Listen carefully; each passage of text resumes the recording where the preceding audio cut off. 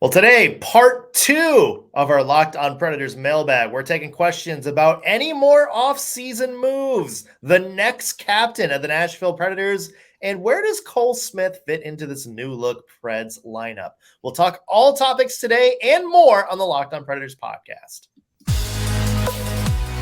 You're Locked on Predators, your daily podcast on the Nashville Predators. Part of the Locked On Podcast Network, your team every day.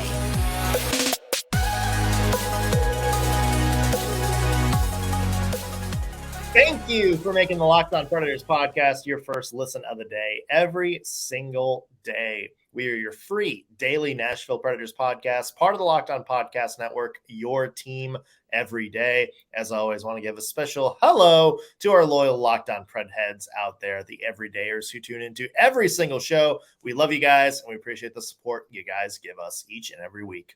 I'm Nick Morgan. I'm a writer at Penalty Box Radio, and I have a partner in crime. You do. I'm Ann Kimmel. I'm a writer at InsideThePreds.com. Also want to mention today's episode is brought to you by FanDuel Sportsbook, the official sportsbook of Locked On. Make every moment more. Visit FanDuel.com/LockedOn today to get started. It's part 2 of our mailbag, and we had some doozies of questions answered yesterday on our show, and we have some more doozies left to tackle today.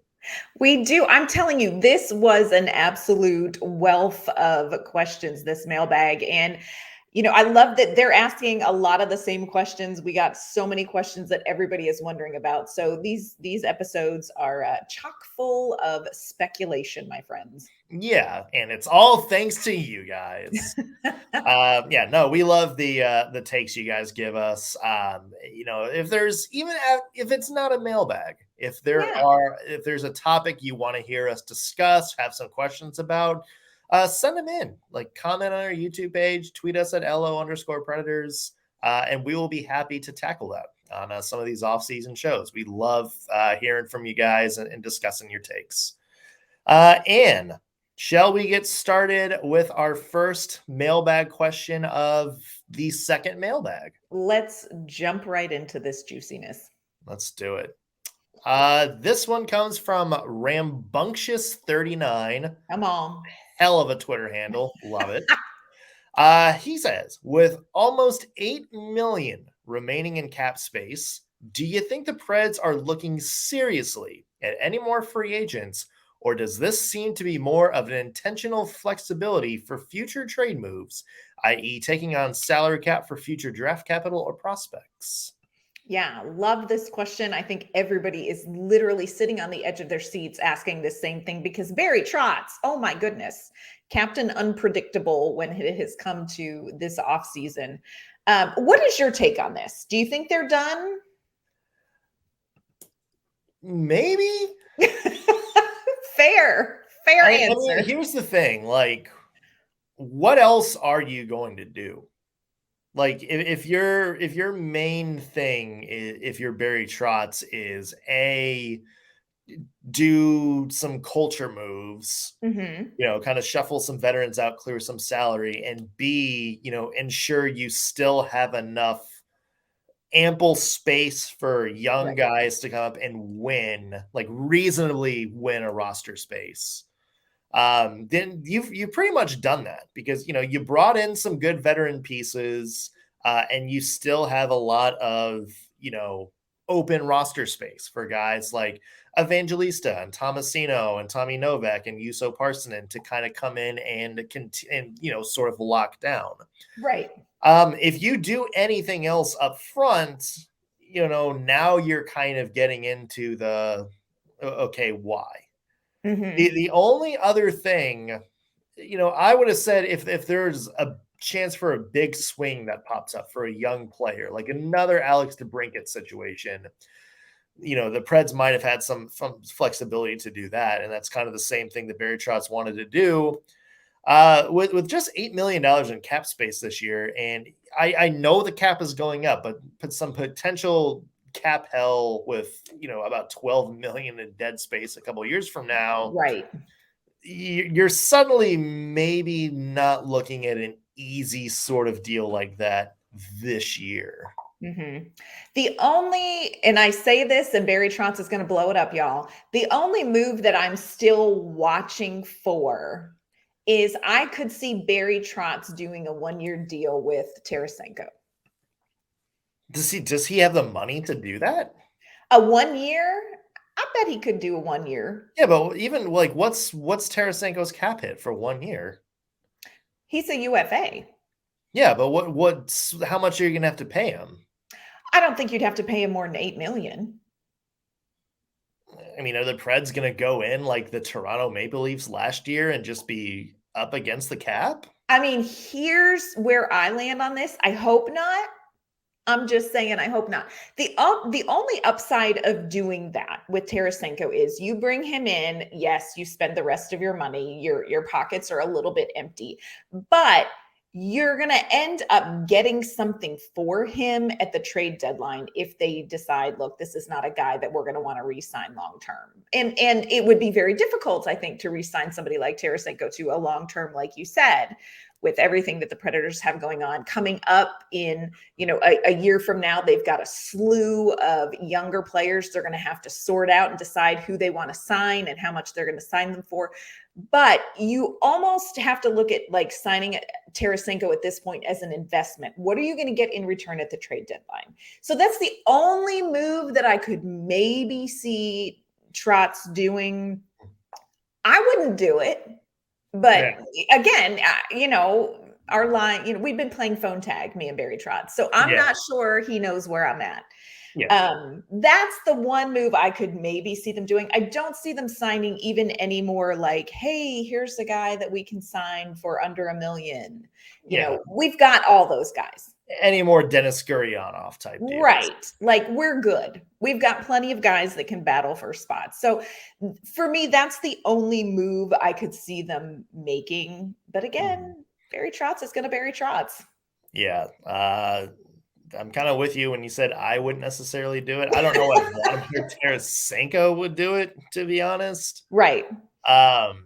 I mean, it's in like just so everybody knows, like, and didn't just make this up. Like, it's out there that the Preds are out there, y'all. Interested in Tarasenko. So this isn't just some like crackpot thing that we're dreaming up. Like it's out there. This has been discussed. There have been whispers, y'all. Yeah. It's also just what's done with the defense as well. The Barry Trotz is apparently still potentially looking at upgrading that defense, which wasn't very good last year. Right. We've heard Brett Pesce's name thrown around.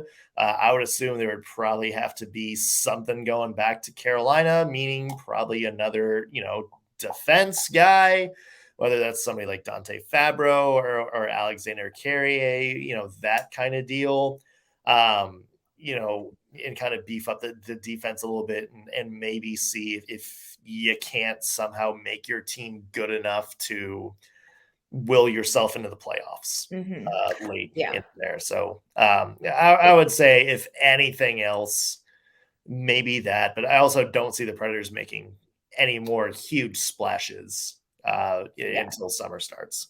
I would agree with you, but buckle up, y'all. Yeah, who knows? Plenty of more questions coming up here on today's mailbag. We have questions about the young guys, Evangelista, Novak, and what sort of the expectations for them are this season. Maybe the ceiling and floor of where the Preds can finish this year. And everyone's favorite topic, Cole Smith's future with the Nashville Predators. Those are all stuff we'll tackle in just a second. But first, want to mention today's episode, once again, brought to you by FanDuel Sportsbook. Right now, you can take your first swing at betting on Major League Baseball on FanDuel. And when you sign up, you can get 10 times your first bet amount in bonus bets, up to $200. That's right. All you have to do is bet $20 and you'll land $200 in bonus bets. Here's the best part: win or lose. That's $200 extra dollars you can spend on betting everything from money line to the over-under on how many runs are going to be scored in a game, even who you think is going to get the first home run. And you can do that all in an app that's safe, secure, and super easy to use. Plus, best part about FanDuel, When you win, you get your payouts instantly. No more having to wait for all that jazz or direct deposits and all that stuff. No, you can get paid out right now and get your money. There's no better place to bet on Major League Baseball than FanDuel, America's #1 sports book. So try it yourself. Sign up today. Visit FanDuel.com/locked-on to sign up. And when you do, you can get up to $200 in bonus bets. Again, FanDuel.com/locked-on. FanDuel, official partner of Major League Baseball. All right, Ann. Next mailbag question, if you would like to do the honors. I would love to. This one comes from Shadowmeister at Fuego on Ice from Twitter. Love this. Where would you rank the team's offense, defense, and goaltending currently, such as top 5, top 10, etc.? When comparing to the division, what do you think is the floor and ceiling of this team standings-wise with the revamped roster and coaching staff? Okay, lot to unpack in that question. Great question. So I think it's like rankings in the league. Mm-hmm. I mean, that's probably easy. Like offense, probably like in the bottom, like 20s in the league. Yeah, I would say. I would agree. Although, prospects take a step forward this year, that maybe changes. Defense was very bad last year. In fact, they were ranked, I think in terms of like shot suppression or like high danger chances, something like that on Natural Stat Trick, they were like 30th. Good time. Like in terms of giving up shots, like they were worse than the team that got the #1 overall pick. Yeah, UC Saros faced the most shots on goal of anybody in the league. God bless. And then that leads us to goaltending, which is probably the top 3 in the league. I would agree. I would say. So yeah, and that also includes Kevin Lankinen, who had a very, very strong season as the backup last year. Defense, Andrew Burnett changes a few things. Maybe Luke Shen is a good partner for Yossi.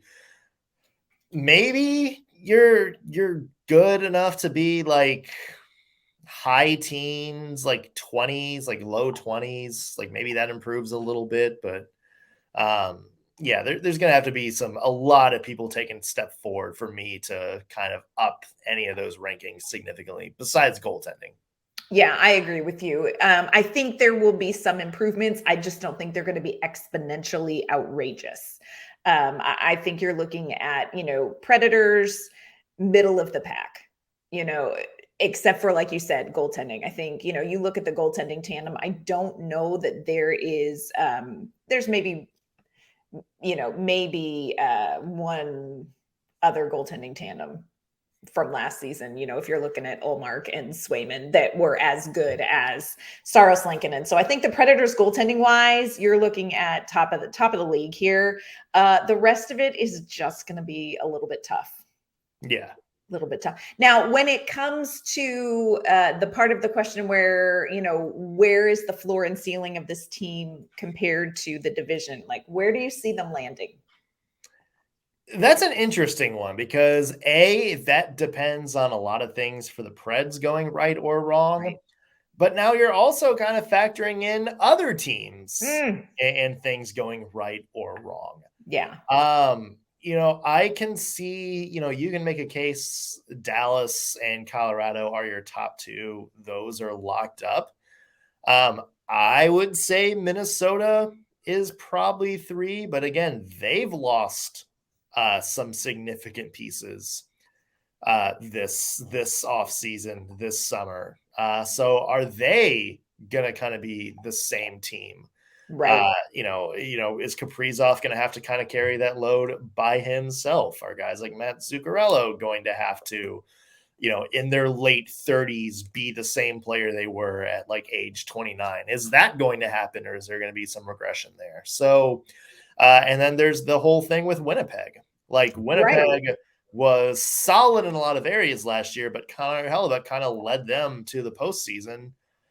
Is Connor Hellebuyck even going to be there? There's whispers that there's, that the Jets are possibly shopping him.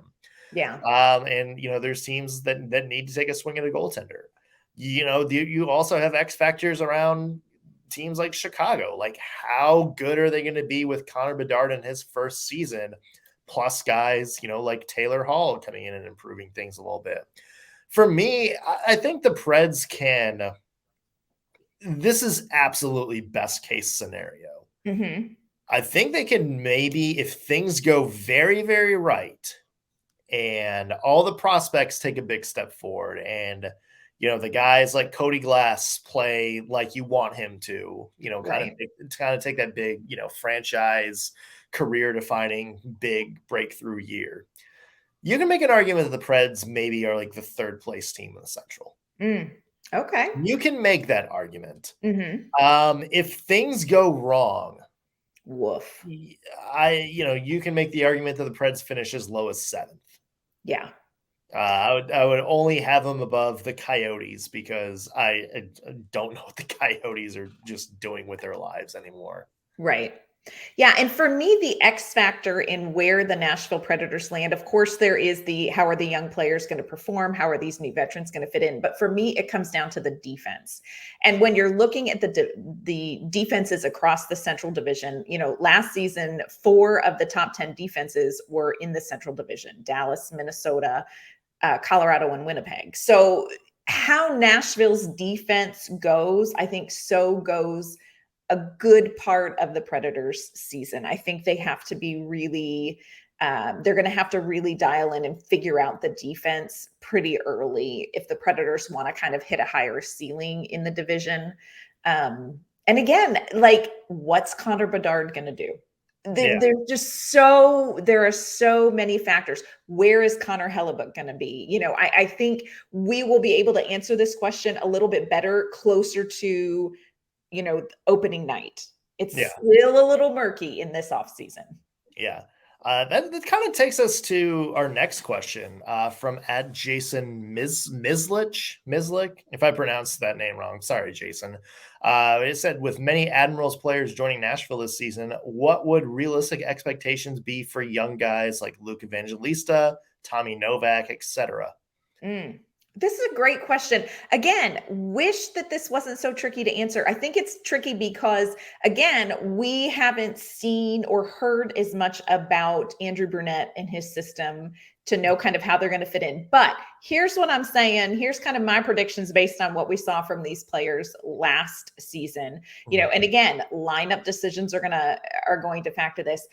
I think best case scenario, great case scenario, we get the same from Tommy Novak next season. Better would be gravy. Because if Tommy Novak played an 82 game season, you're looking at a guy that could score 25 goals. Huge for the Nashville Predators to have a 25 goal scorer. Y'all, last season, we would have done anything for that. And you're talking about Tommy Novak, who, is probably not going to be your number one offensive weapon. Luke Evangelista could be, best case scenario, a 20 goal scorer, playing a full season. That would be huge. I mean, even if you have those two guys as 20 goal scorers, that's huge for the Nashville Predators offense. The one that I am the most curious about is, what is Juuso Pärssinen going to do? We saw him for 45 games. He battled some injury. What is it that he's going to be able to do? And if they play him in a center role, what is that going to do for his line mates? So I think a lot of success for the Nashville Predators is going to fall on the young guys. Definitely keeping an eye on what that would mean for Juuso Pärssinen and his line mates. Here's something that may be controversial, Nick. I need a lot more from Phil Tomasino. I don't think that's controversial at all. Like, you look at him, like, he scored 31 points that first season he was in Nashville. If you take what he did last year and put it in an 82 game base, it would be like 47, which is a good step up. The expectation for him is he's got to make the team. Like, he has got to make this team out of camp. And I say that key word for him is he has to make the team, not Barry Trotz just gives him a spot and expects the best. Like, he's got to go up, have a great camp, and win. Now, likewise, unlike last year, they got to give him a chance to make the team. They can't have a short leash. But, you know, if you're Barry Trotz, I think you are doing everything in your power to put guys like Tomasino, Evangelista, give them every opportunity they can to win that spot. Right. So, but Tomasino is the one to me that's like, you have to, this has to be your year. Yeah. Like you have to go out and you got to drop like 50 points. Yeah. I feel like the pressure is definitely on Tomasino. Yeah. You know, guys like Tommy Novak, if the Preds play, you know, if he plays similarly to what he did last year, that's going to be a win, because that's, to me, Tommy Novak is a guy that's going to have a lot of depth scoring for you. You know, I know a lot of people are like, you know, comparing him to, you know, sort of like Chandler Stevenson, and went from kind of a depth guy to all of a sudden, like, you know, a top scorer for the Vegas Golden Knights. You know, maybe there's a little bit of a diamond in the rough there, and he keeps growing. Cody Glass is another guy. Very true. That's somebody to me that I expect to kind of have a big breakthrough year as well. And, you know, Cody Glass played the best hockey of his entire career towards the end of last season, when he was thrust into that number one spot. In my mind, I think Cody Glass is probably going to have that number one spot this year. I think Ryan O'Reilly is going to just kind of be like the guy that shores up some stuff behind him. But not Phil Tomasino, but Cody Glass is going to get a chance to do that again, but with a healthy Philip Forsberg and a healthy Roman Josi. Like, if he can do what he did last year, and now all of a sudden you have some more high-end talent to play with, I could see this being a career year for Cody Glass, maybe like a 60-point season. Yeah, I agree with you. I think Cody Glass, this is definitely his year. I think he's set up for success. And I think what we saw from him at the end of the season, also what we saw for him when he played for Team Canada, I think he is just continuing to improve. So yeah, Cody Glass, he's a keep your eye on kind of guy. Yeah, I agree with that. Next question, Ann, would you like to do the honors? Oh my goodness. Would I or would I not? Let's stir the hornet's nest, shall we? Let's just dive in. So this is from Sean at 7 Deadly Sends on Twitter. Do you think Cole Smith will make this lineup, Nick? Sean, first of all, thank you for asking the question that everybody is wondering. some kind of waiting on pins and needles to hear this one. Yeah. I think, again, you go back to like, hey, haven't seen Andrew Brunette, you know, haven't heard much about his system. What's his GM? But, or, you know, kind of what does Barry Trotz as the GM kind of see? But what the little we have heard is this is a team that wants to get faster and more offensive. When I think of faster and more offensive, Cole Smith is not at the top of my list of players that I'm like, damn, that's a fit. You know what I'm saying? Yeah. He does. That's a nice way of saying that, Ann. I know.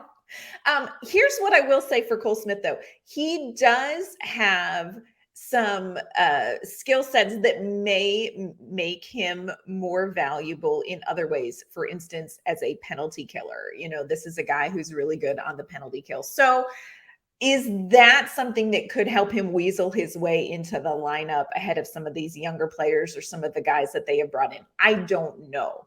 I think that the Predators will err on the side of giving opportunities to some of the younger guys, to like the Kiefer Sherwoods, more than they would to Cole Smith. But is this not going to be one of the most interesting things to come out of camp? Was the Cole Smith thing a David Poile, John Hines love affair, or is there something universally appealing about him that will be revealed? Yeah, I mean, I think Cole Smith might make the team. Mm-hmm.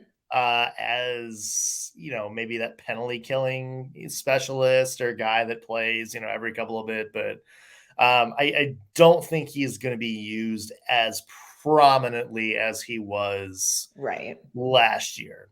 Is the nice way of saying that. And I can say the same thing about guys like Michael McCarron too. True. I think they can definitely earn a role for themselves and get some playing time in certain situations, but There are a lot of people fighting for forward spots. So yes, I think there's a bigger pool to draw from. So I think it's going to be a lot harder for players like you said, McCarron and Smith. Yeah. And then last question for today, and love this question. Maybe one of the more interesting ones. Who is the most likely to be captain of the Preds in 5 to 10 years? If it had to be a younger guy on the roster right now, and why? I love this question. So I have two answers. My first one, from the ones that we have seen, I would say Cody Glass. I agree. I feel like he is going to be a long-term guy for the Nashville Predators if he continues kind of on the trajectory that he's at. I feel like he is a long-term guy. I feel like he is a player that they're looking at as future core piece. I think this is somebody who has navigated some really challenging times in his early career and has learned a lot from that would be very valuable as in a leadership role.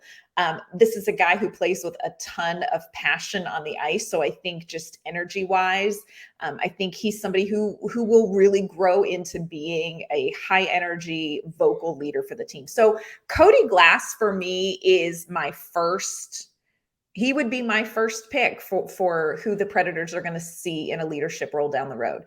My second pick, and this may be a wild card, is Matthew Wood, who the Predators just drafted.